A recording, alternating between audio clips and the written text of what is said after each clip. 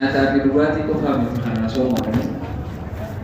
Wantoota soomana fursiisu akkuma reengatti dubbanne san hundarraa hin soomanamu. Ammas wantoota soomana fursiisu san qofa osoo hin tahin waan Rabbiin namarratti haraam godhe hundarraa soomanudha. Soomanni dhugaa jechuun soomanni qacooloo sirraa qeegalamu san soomana kami waan Rabbiin haraam sirra godhe hundarraa soomantu san. Mathalan nama hamachuu waan haraam laalu badii adda addaa waan sila fakkeenyaan isin godhe malee kuni waan Rabbiin haraam godhe hunda asuma jala galcheeti. Nabi Rabbi sallallahu alaihi wasallam hadiisa sahih keessa maal jedha ma saama man dhalla ya'kulu luhuma an-nas. Namni foon namaa nyaatu soomana hin jaamu. Kam jechuudha dubbiin kun? Namni foon namaa nyaatu soomana hin jaamu jechuun maal jechuudha? Namni odoo soomana afaanii qabu soomana sanii wajjin nama hamate soomana hin jaamu. Yaani laaqii matan soomii soomanni isaa san sadarkaan qabu jechuudha Rabbi biratti. Hadiisa biraa keessatti namni tokko si soomana qabu yoo waa siin jee insaan baqaa'atu sigalee si soomana qabu nam tokko yoo si arrabse jechaan taane yoo siin jee jecha sanni deebistaafi laa falyaqul inni saa'im jee Nabi Rabbi sallallahu alaihi wasallam.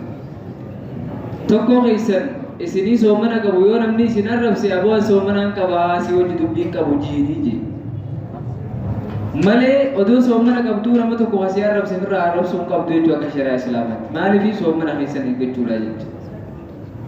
Hadiisa biraa keessatti kanuma kanaan wal fakkaatu man lam yada'a qawla zuuri wal amala bihi wal jahl jecha cubbuu kijiba namarra kaa'u faradaan nama jidduu deemu jecha haraam jecha maalaa yaanii jecha faayidaa hin qabne naman dhiisne nama jechoota kana lakkisin falaysa lillahi haajatun fi an yada'a ta'amahu wa sharabahu. Namni kun nyaata dhiisuu fi dhugaatii dhiisuu isaa Rabbiin haajatti hin qabu jechuudha. Har'a nuti soomanni keenya akkamitti jirra deebi'aa araaraadha. Wantoota soomana keenya nurraa irrisu takkaa'uu nurraa madeessu hundarraa yoo fagaanne soomanni keenya irruu ta'ee guyyaa qiyaamaa nutti as dhufa jechuudha. Saniifuu jecha cubbuu jechuu jecha hijibaa jechuurraa of eeggachuun dirqama keenya. Isee soomana qabnu afaan keenya tiifachuun arraba keenya tiifachuun dirqama jechuudha. Waan Rabbiin haraam godhe hundarraahuu qaamni keenya guutuu soomanuu qaba.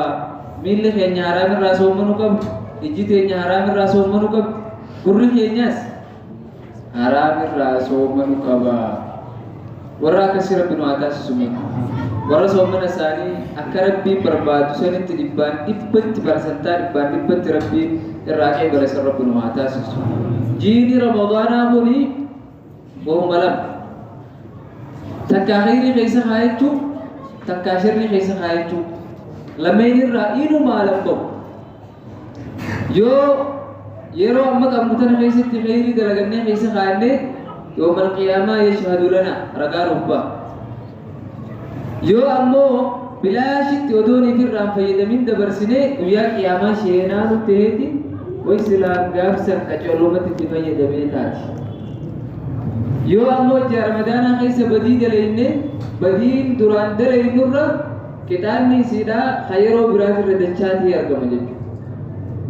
Akkuma dalagaan ija Ramadaanaa keessa dalagamtu qacoolatti ajiriin isii dachaati badii ija Ramadaanaa keessa dalagamtus ajiriin isii dachaadha waan ta'eef guyyaa qiyaamaa ragaan nurra bahaa. Guyyaa qiyaamaa warra Ramadaanni nuti amma keessa jirru kun ragaa irra bahuu miti. Warra ragaa bahu Rabbi nu haa taasisu. Warra bilaash afaan hidhaa oolee guyyaa qiyaamaa Rabbiin dalagaa isaanii fuula isaaniitiin dhahuu miti. Gabroota kiyya isinirraa qeebalee anaaf jecha soommantan. Warra Rabbiin je'umsa Rabbi nu haa taasisu. Guyyaa qiyaamaa Ramadaanni kun dhufee yaa Rabbii kiyya gabricha kee kana agabuu oolcheetiin nyaataa fi dhugaatii irraa hin isa dhoorke odoonni nyaachuu fedhuu fedhinnaa isaa hunda hongeesseetiin agabuu oolchee har'aatti ibidda jalaa naa baasi jedha. Ragaa afwan manguddummaa nu dhaabbate jechuudha. Yoo har'aan tana Ramadaan dhugaa san sooman.